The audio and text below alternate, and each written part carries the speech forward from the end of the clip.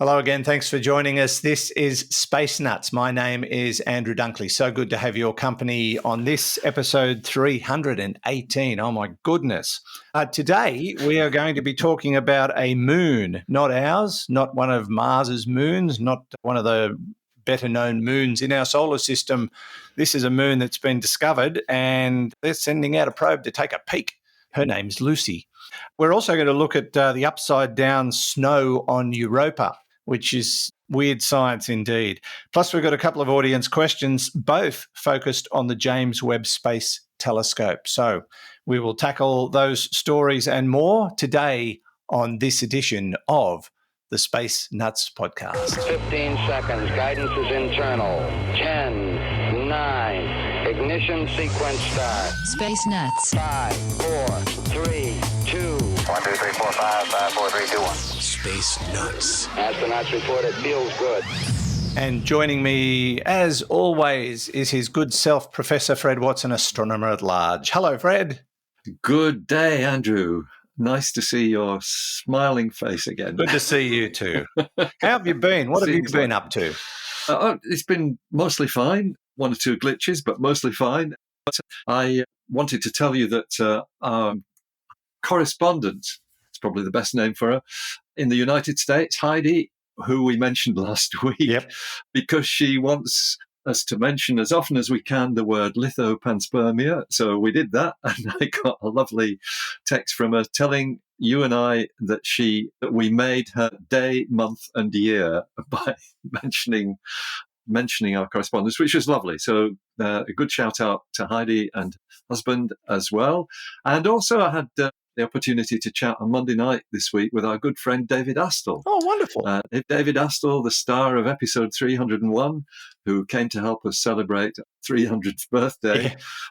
Yeah. The ABC Evenings presenter in Victoria, Radio Melbourne, ABC Radio Melbourne and Victoria. And I think David probably wins the prize for the ABC's most prolific promoter of the Space Nuts podcast. So he's a big fan, and it's always great to hear from him. Oh, yeah, that's terrific. I'll pass on my regards, please. Indeed, we will, yes. I have a little bit of feedback too. I got a message on Instagram from Jet Swain saying, this is a big thank you to Andrew, who has kept my entertainment viewing going. When I thought I'd seen it all, Andrew put me on to For All Mankind, which I loved. That's a TV series about the moon. It's a sort of alternative history program. Yes. I really enjoy it, which she loved. And tonight I watched 13 Lives, which Andrew, like Andrew, had me on the edge of my seat. You didn't say Colin Farrell and Joel Edgerton were starring. What a pleasure that was. Well, I didn't know who they were. I recognised faces, but I couldn't put names to it. Actually, when I was sitting there, I went, isn't that what's his name, Judy? Said Colin Farrell. I said, yes, yeah. Thank you so much for your weekly inspiration. As a something-year-old corporate designer, I won't mention her age, I've become, during COVID, obsessed with the universe, Earth and beyond. I've binged all astronomy podcasts, and Space Nuts is by far my favourite, and not just because it's Australian. Thank you. Please keep the entertainment recommendations coming, Jet. That's lovely. Thank you so much, Jet. Lovely to hear from you. Now, Fred, let us get stuck into this week's episode proper. And Lucy is a good friend of mine, also a space probe, headed for an asteroid which has now been shown to have its own moon. Now, we've heard about this before, but what's significant about this particular situation? Yes, so that's right. We've talked about Lucy before, launched last October, I think I'm remembering rightly, and it's heading out to passing through the asteroid belt between the orbits of Mars and Jupiter, and it will, in doing that, will actually fly by an asteroid, which will be its first visit. I can't remember which one it is, but then it is going to tour the Trojan asteroids of Jupiter. And remember, the Trojans are these two groups, actually, totaling about 9,000 asteroids, which share Jupiter's orbit. They're clustered 60 degrees ahead of and 60 degrees behind Jupiter at the branch points, points where there is a gravitational well and things collect there. And I think they're if I remember rightly, it's L4 and L5. They're the two Lagrange points that share the same orbit as Jupiter. And so this will be the first time that we've actually had the opportunity to explore the Trojan asteroids. Lucy will, I think, have a look at, I can't remember whether it's 6 or 7 of them, but it's a record number that it's going to fly by. It actually makes visits to both the leading Trojan asteroids, which, if I remember rightly, is called the Greek camp. Then there's the Trojan camp, which is the other one. I might have those the wrong way around, but it's going to visit both of those camps of Trojan objects. So a very exciting mission, which, as I said, we've mentioned before. But what's new and what's inspiring in its own way is that the Lucy team is continuing to make ground-based observations of these asteroids that it is aiming to target. And they're doing that by this technique called occultations, where what you look for is the shadow of the asteroid cast not by the sun, but by a star passing across the Earth's surface. So as the asteroid passes in front of a star, the star's light is blocked out by the bulk of the asteroid. Yeah. And this is called an occultation, from the word occult, which means to hide. So the asteroid hides the star. And if you think about the way this works, there's the asteroid's passing in front of the star, so its shadow is moving along the Earth's surface. And if you line up a whole lot of observers, basically on a line that is at right angles to the path of the asteroid, then what you're going to get is different samples of the shadow passing over the Earth. And it's actually a great way of mapping asteroids, because you can, by timing it very accurately, you know how fast the asteroid's traveling. By timing its disappearance and reappearance in all these different shapes, you can get a really good idea of the dimensions and actually the shape of the asteroid. And so that was happening. They did that, the Lucy team, some months ago. I can't remember. Beg your pardon? No, it was back. Yes, it was. It was in March this year. And it's one of the target asteroids for the Lucy mission. It's the smallest of them, actually. It's about 25, 26 kilometers wide, a tiny object, considering how far away it is. And it's called Polymele, Polymele, Polyymele. And that's an ancient Greek name. And so I looked it up to discover what it means. It means many sheep. Yep, many sheep, Polymele. So in ancient Greek, so we've got the asteroid Many Sheep being visited by Lucy. But the surprise in their observations of Polymele in March was that there was a second dip in the light of the star, or fall in the light of the star, shortly after the main dip by the Polymele asteroid itself.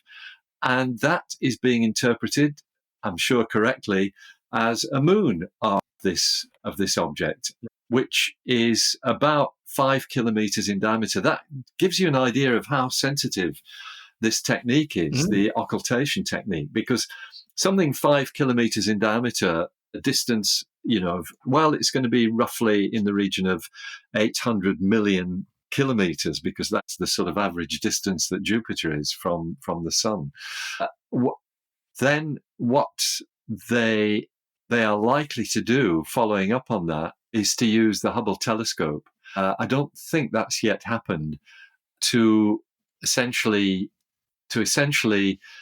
confirm the existence. I mean, I don't think there's any doubt about the existence of this little moon, but to confirm its orbit, to look at how it changes, how its position changes over time, because it will orbit its parent object, Polymele.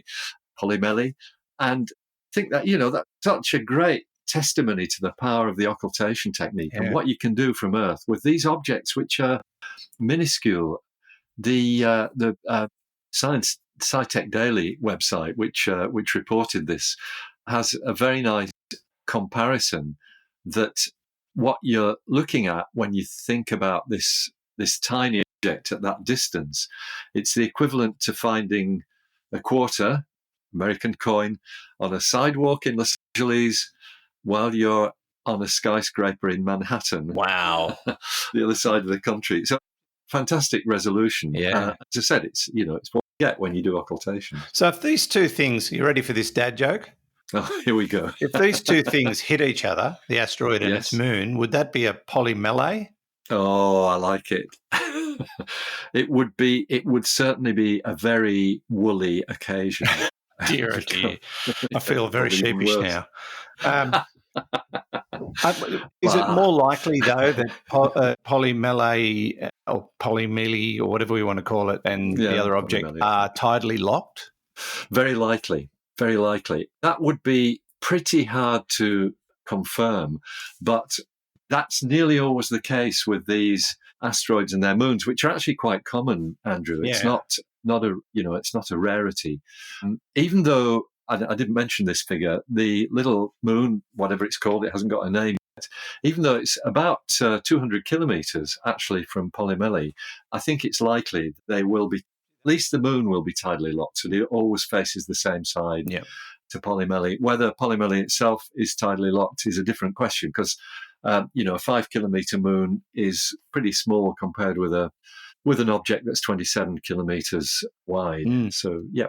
We know what Lucy stands for. No, it's not an acronym. It's not. It's named after Lucy, the hominin that was discovered in Africa. Right. The parent of humanity. That's right. Yes, and it's partly because it's an origin story. The asteroids are all about the origins. These Trojan asteroids, we hope, will tell us about the origins of the solar system, actually, because they're very ancient objects, as was Lucy.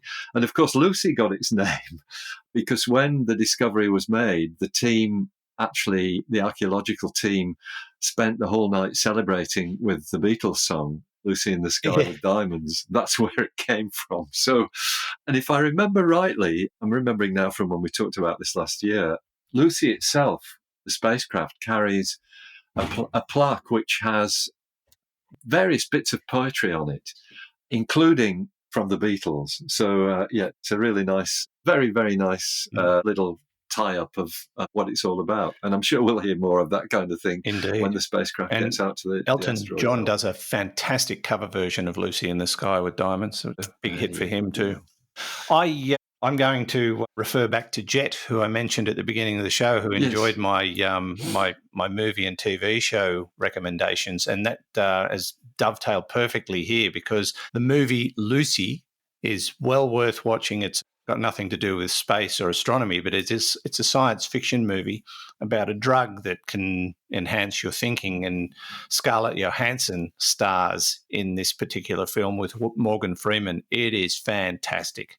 Okay. I've watched it probably 3 times now. I really love that film.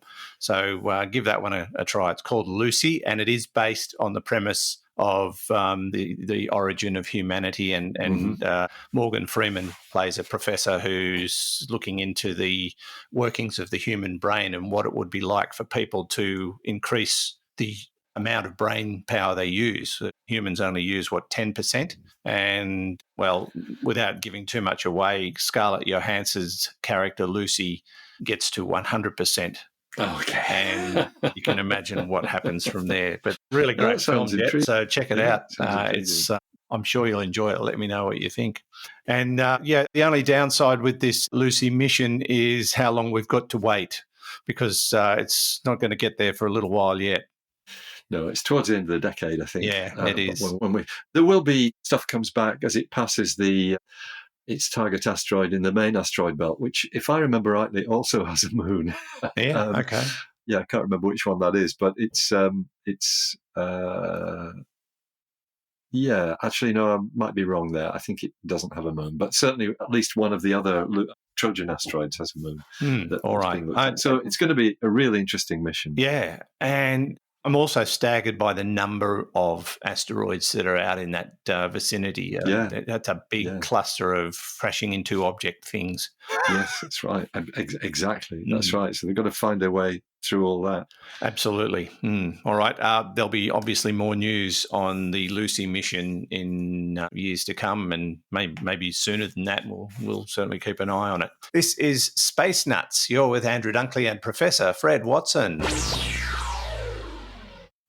Roger, you're loud and clear here also. Space Nuts. from one moon to another, Fred, as we head to Jupiter's ice moon Europa. This is one of my favourite places in the solar system because of all that it promises in terms of discovery.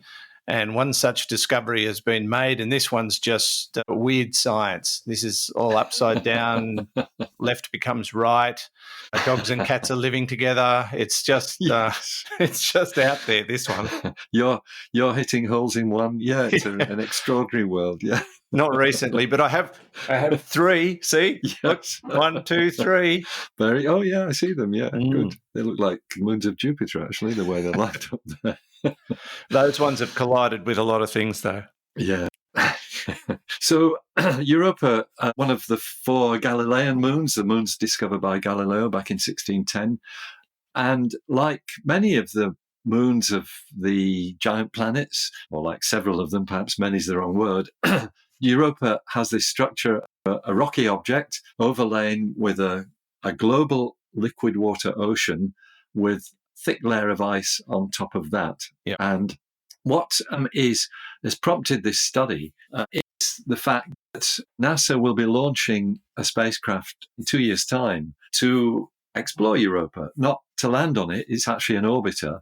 It's called Europa Clipper, and it will have lots and lots of scientific instruments on board to probe the details of Europa from above, which is the safest way to do it, and will probably give us some really good insights. Now, a part of this sort of entourage of equipment that the spacecraft will carry is an ice-penetrating radar. Oh. So that's, going to be one of the important aspects of this, because we want to know what's in the ocean, basically, and what it's like. I'm betting on krill.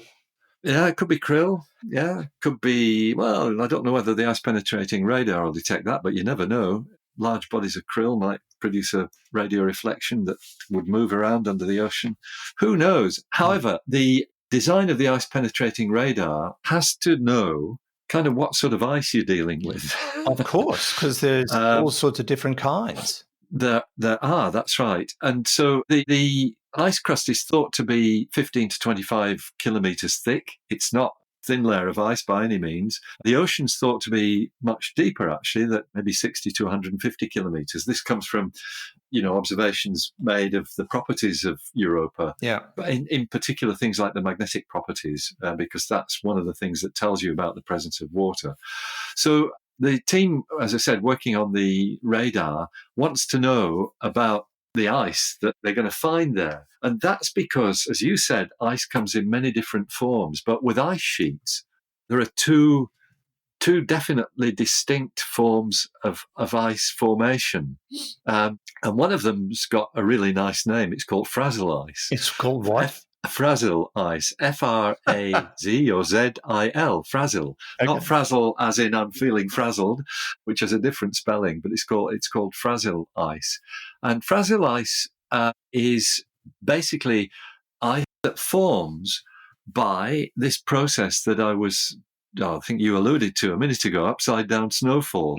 So ice crystals in the water, which are basically rising upwards and sticking in a sort of frothy manner to the underneath of the ice sheet. That's how the ice sheet's growing, by this frazzle ice. It's an accumulation of ice crystals sort of builds up underneath these sheets. And it's quite fluffy. It's not solid ice. I'm sure it compresses to become solid ice over time, but that's the way it's formed. The other way, it's a different sort of ice, which has a different name. It's called conglomeration ice. Congregation ice, not conglomeration, congregation. Right. And that's ice that basically builds up downwards from the underneath of the ice sheet. The congregation ice is building up downwards. The frazzle ice is building up upwards, if I can put it that way. And the reason why it's important, and this is stuff we know from ice sheets here on Earth, from Antarctica and places like that. The reason why it's important is the salt content of these two different sorts of ice is very different. Congregation ice contains 10% of the salt in the seawater from which it's made, whereas frazzle ice contains only 0.1%, 0.1% of the salt. So one's nearly pure water. Wow. And the other's quite salty. And so that means that they will have different reflective properties when you're designing the radar. And so that's why this study is being carried out. And I think the current thinking seems to be that, at least in part, the frazzle ice is actually the mechanism by which these icy crusts are built up on these little worlds deep in the solar system. So the suggestion behind that then is that the ice sheets that have been built up from that are less salty than was believed before, and that has implications for the radar. So I think what they're going to have to do with this radar is design it for all contingencies, that it will show up reflections no matter what the salt level of the ice is underneath it. Has this upside down ice been confirmed, and if so, how do they know if it's happening under the water and under the ice, or is this just a theory? It's confirmed on Earth, but not on Europa. Right. So you're right, it's a theory. What they're doing is looking at the conditions that might exist on Europa and look at the physics of that and trying to decide how that relates to these different ice formation mechanisms on Earth. So it is a suggestion rather than solid knowledge, and that's why I think the mission scientists are going to be looking to make the radar equipment as broadly receptive as possible to different levels of salt in the ice. Prompts another thought. If this ice is forming in whatever way on Europa and in Europa, does that mean that the ice is getting thicker, or is there some sort of water cycle where it melts and refeeds the oceans? That's a really good question. I thought so. I assume it's a great question. I should be a journalist. You should be a physicist. I think so. You would imagine that there is some sort of cycle. I guess what we're talking about is, the formation of the ice on Europa. It's been there a long time. It may even be truly ancient ice that dates from the earliest history of the solar system, a bit like the ice that we find in comets. It's so struggling to answer this, because I think Europa, as do some of the other moons certainly those Galilean moons, particularly Io, of course, they have their own internal heat mechanism. Yeah. With Io, a lot of it's due to tidal friction. It's being squashed and stretched by Jupiter's gravity. So the bottom line is that the interior of Europa, where the rocky core is probably warm, and that probably does cycle the ice, because there's clearly heat loss taking place from the surface, because that's facing outer space, and anything that's got temperature, and the ice certainly does have temperature, even though it's very cold, it radiates into space. So I don't know the answer, though, to whether the ice sheet is getting thicker constantly. Maybe if you think about it intuitively, as Europa cools, and maybe it is cooling over time, I mean, talking about geological time here now, as Europa cools, then you're going to get more of that water freezing, and so yes, the ice sheet might be building up to be thicker. One more there you question. Are. We got there in the end. One more question though. We know how the planets form, with all the dust compacting in on itself and etc. What about an ice moon? How would an ice moon form? So it's obviously a stepwise process. That you form the rocky core first, and that's quite hot to start with, but then the solar system is so beyond the orbit of Mars. That's outside the habitable zone. It's outside the zone where liquid water can exist on a surface. And you're within the zone where any water vapor would freeze to become ice. So probably even when the nebula itself, when the sun was just a baby star, there was probably condensation of that ice onto these surfaces. But my guess is that a lot of that ice has come from the outer solar system, from the Oort cloud, which is really the residual sort of freezing of that water vapor that's formed these lumps of ice, which we call comets. Those have been flying into the inner solar system for the last 4.6 billion years, bashing into things like the Earth, and maybe that's where our oceans came from, at least in part, and possibly it's where the oceans of Jupiter's moons and Saturn's moons came from too. And in fact, one of Neptune's moons has the same structure. Okay, yeah. It just seems strange to me that with all the ways planets form, that you could have a couple of moons in our solar system that were just, they're more or less just water in one form or another. And they've still got a rocky core. Most of their mass is in the core. Yeah. But you're right. There's twice as much liquid water on Europa as there is in all the oceans of the Earth. It's a staggering statistic. It's amazing. Yeah. Well, hopefully we'll learn more. I'm still looking forward to them giving the go-ahead to the submarine mission. Yeah, that's right. I hope that happens one day.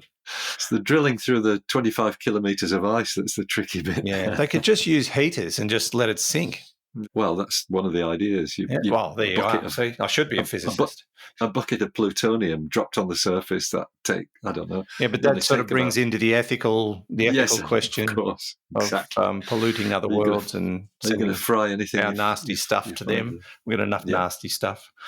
All right. We will watch with interest when they discover new things about Europa and beyond.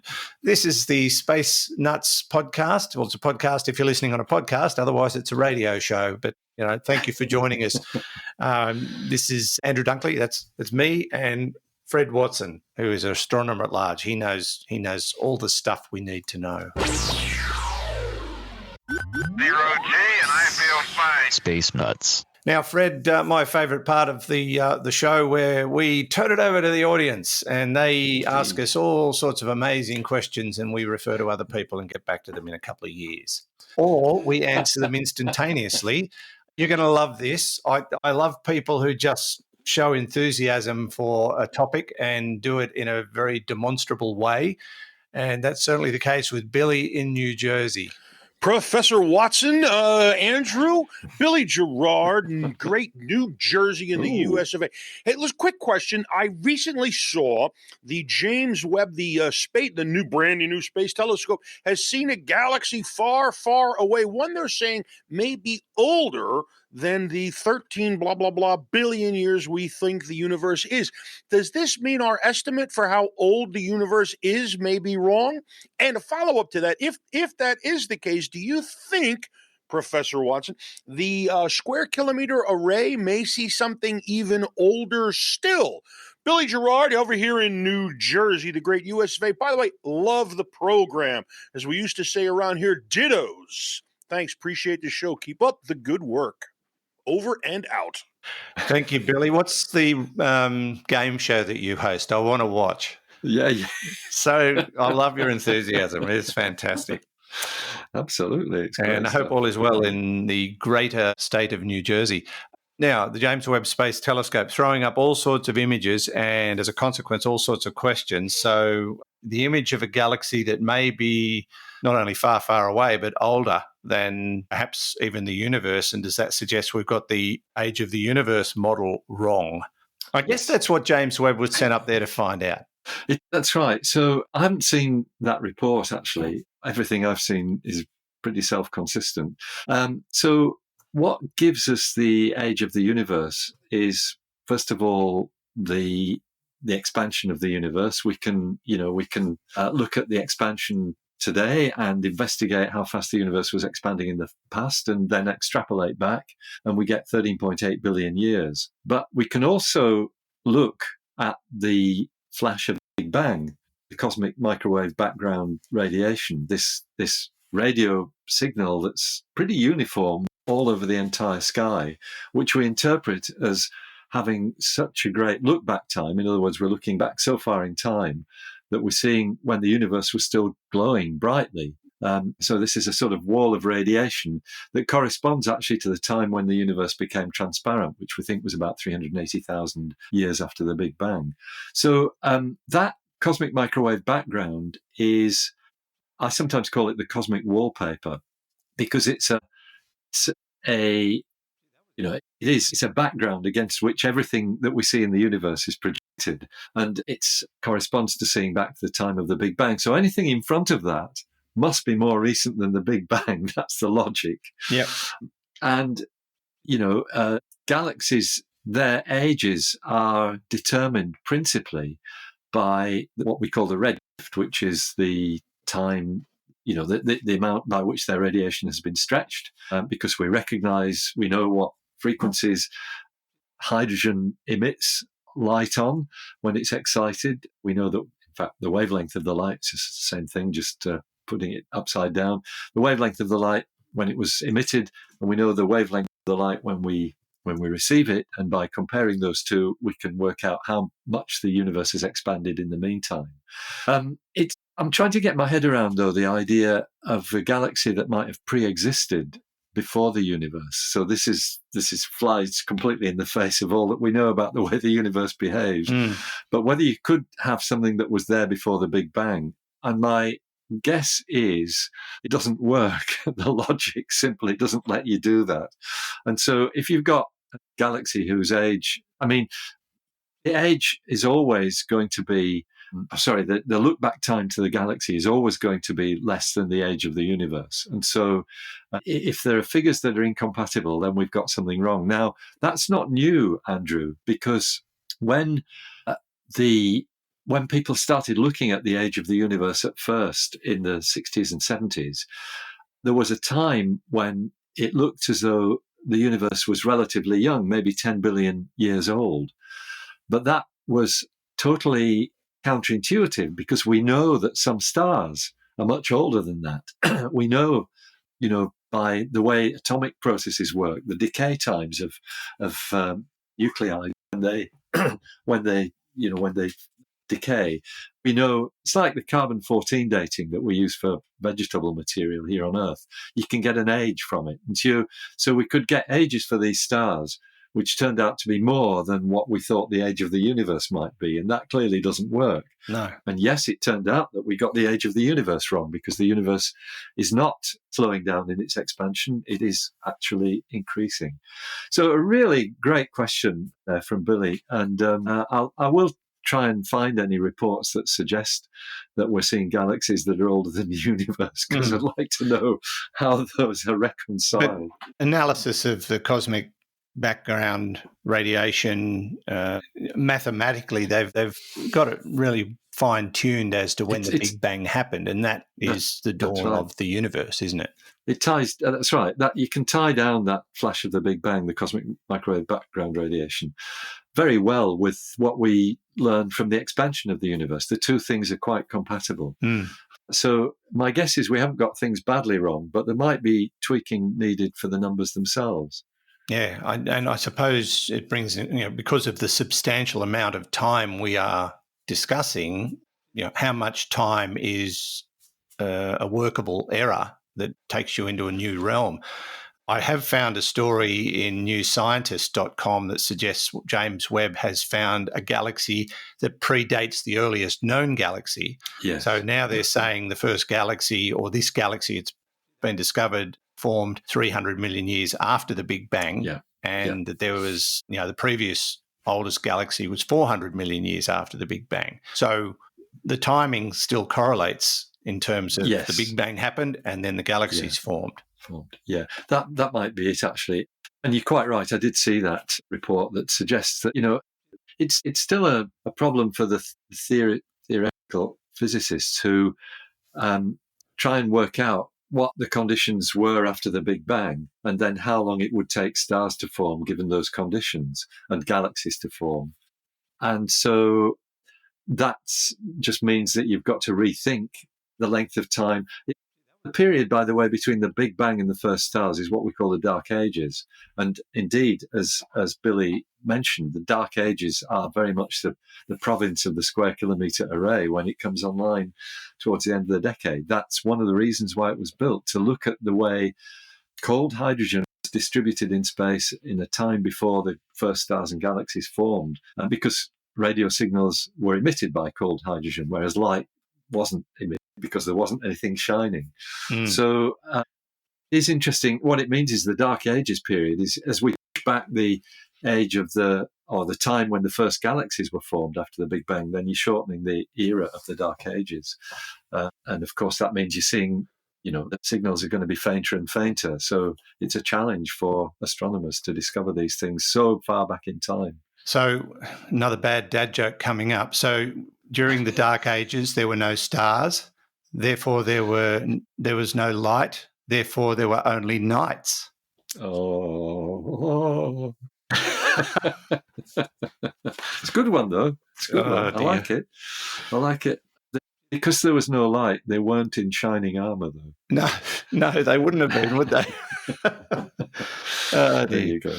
Okay, Billy, thanks for the question. The answer is no, apparently, at this stage. But watch this space. Yeah. All right, let's move on to our final question. I'm not sure who this is, but it's another James Webb Space Telescope question, but we're talking more physics and telemetry this time. Hey guys, I love your podcast. I've been listening to you for about a year now. I've learned so much since. So what I want to ask about is the JWST orbit and field of view. So the JWST creates a circle around this L2 point, which I would like to call the JWST ecliptic for point of argument. So how far out of this field of view, out of the ecliptic, can it see? And I want to know when this ecliptic will reach the point where JWST can see the center of the galaxy. That's something I'm really interested in. I hope I made sense, kind of making up my own terms. Thank you, guys. Okay, thank you very much. It's a good question. I think we've talked about how the James Webb Space Telescope moves in the Lagrange point. There's a lot more in that question than we've probably looked into before. So I saw you nodding. So obviously you were enjoying unraveling this one. Yeah, no, it's a great question, and most of which I do know the answer to. Oh, good, because I haven't got a clue. So our anonymous listener is absolutely right. The telescope is in orbit around the L2 point, 1.5 million kilometers on the side of the Earth away from the Sun. So it orbits that point. But the issue here is, Andrew, that it's always got to keep its sunshade, and that's the tennis court-sized array of 7 or 8 different layers of shading material, shade cloth, if you like. Yeah. That's always got to be pointing back to the sun so that the telescope itself is never lit up by the sun. Mm. And so now, if you think of that sunshade, you probably imagine, most of us have seen pictures of what the telescope looks like. It's got this giant 6.5 meter mirror, which is facing sort of parallel to the sunshade. That's the structure of the telescope. And it's fixed, is that. The telescope doesn't move with respect to the sunshade. But to point the telescope, you tilt the whole thing. And so what you've got to think of, I'm trying to avoid using my hands to describe this, Andrew, because not everybody can see my hands, but I'm going to do it anyway. Here's the sunshade. The telescope's pointing this way. Yeah. The sun's in that direction, beaming its light onto the sunshade. So you can actually tilt the telescope and within a certain amount, and I can tell you what that amount is, it's 39 degrees, so that you've got a coverage of 39 degrees in any one direction. But then you can also rotate it. This is so you're always keeping the sunshade pointing to the sun. Uh-huh. So what you've got is this sort of donut-shaped region of the sky, which is, you could call it, as our listener calls it, the JWST ecliptic, because the ecliptic is the path of the Earth around the sun. That's the ecliptic plane. So you've got this donut, which the James Webb Telescope can see at any time just by tilting itself slightly backwards and forwards in the direction towards the sun, or being rotated around an axis that connects the telescope with the direction to the sun. So you've got this area of coverage. I don't know how many square degrees it is, but it's 39 degrees multiplied by 180. You can go all the way around. So as I said, it's a donut shape. But then as the telescope, or as the Earth plus the L2 point orbit around the sun, the angle that donut makes with the sky changes. And so over a year, the telescope has access to the whole of the sky. Ah. And what that means is that sometime within the first year of observing, and it started pretty well once they'd got things set up in March or thereabouts. So within that year, it will reach the galactic center. It will have access to the galactic center. And I'm not sure when that will be because I haven't looked at the details, but it is coming up. It may even have already happened. We might have already got observations by the JWST of the galactic center, which is still being processed. But it will happen, and it'll happen within a year. So it's a very, very clever arrangement, to keep this telescope cold, protect it from the radiation from the sun, but still have access to the whole sky. Yeah. And whilst you don't have that instantaneously, you do have it over the process of a year. The galactic center is, invisible to us because of the dust. Traditional observation methods have given us nothing, basically, although we recently created an image of Sagittarius A star. But will James Webb get through that dust? Will we be able to actually see galactic center? Yes. So that's how we know that there's a black hole there to start with, because infrared telescopes, on the ground, principally the Keck telescopes in Hawaii and the very large telescope, individual unit telescopes down there in Chile, the European Southern Observatories facility, they've both got infrared capability, not as good as the James Webb because there's still atmospheric absorption, but it's using that has allowed astronomers, two groups of astronomers, both of whom have now won Nobel Prizes, to watch stars orbiting around the black hole in the galactic center. And that was all done with infrared radiation. And so the James Webb will see those stars. It will actually resolve the stars near the galactic center. That's why our listeners are so keen to hear about it, I'm sure. But of course, the movement of those stars has now been observed for more than 20 years, which is how we know they're orbiting around this invisible point, the black hole. The Webb won't see that, at least not in its first pass. Maybe, I think the Webb is probably going to have about 20 years of life. I would guess that every time the galactic center comes into its field of view or its availability of view, we will get another snapshot of these stars in the galactic center and might get some marvelous detail about the way they behave and give us a better estimate of the mass of the black hole, currently estimated about 4.6, I think, million times the mass. Sorry, no, it's a bit less than that, roughly 4 million times the mass of the sun. 4.1, I think it is. Sorry, I can't remember the number, but it's a big supermassive black hole, and we're learning far more about it. And it's, of course, as you said, the Event Horizon Telescope gave us the first image of the material around it. All right. So, great question. And, fabulous question. With a good answer, too, because it's going to happen. Yeah. Can't wait. That'll be really exciting news. All right. Thanks for the questions. Thanks for listening. We're going to wrap it up for another week. Thank you so much, Fred. Oh, by the way, if you do have questions for us, we do have a little bit of a shortage at the moment. So if you do have a question for us, jump on our website, spacenutspodcast.com or spacenuts.io. They both go to the same place. Click on the AMA tab where you can send us audio or text questions, or click on the Send Us Your Voice Message tab on the right. And if you've got a device with a microphone, it's as simple as pushing the button saying, "Hi, I'm Joe Bloggs. I'm from Upper Combukta West, and here's my question," or whatever you like. But we do love to know who you are. Also, while you're on our website, there's Astronomy Daily, which is constantly updated with astronomy news. Don't forget to visit the Space Nuts shop. There's plenty of goodies in there and plenty more to do on our website. And of course, if you're into social media, there's the Space Nuts Facebook group, there's the Space Nuts Instagram page, and the user-created Space Nuts podcast group on Facebook, which was created by listeners. Hi, Carrie. And it's just a place for listeners to get together and chat and ask each other questions. So jump on there as well. But we're going to wrap it up. Thank you again, Fred. Great to catch up.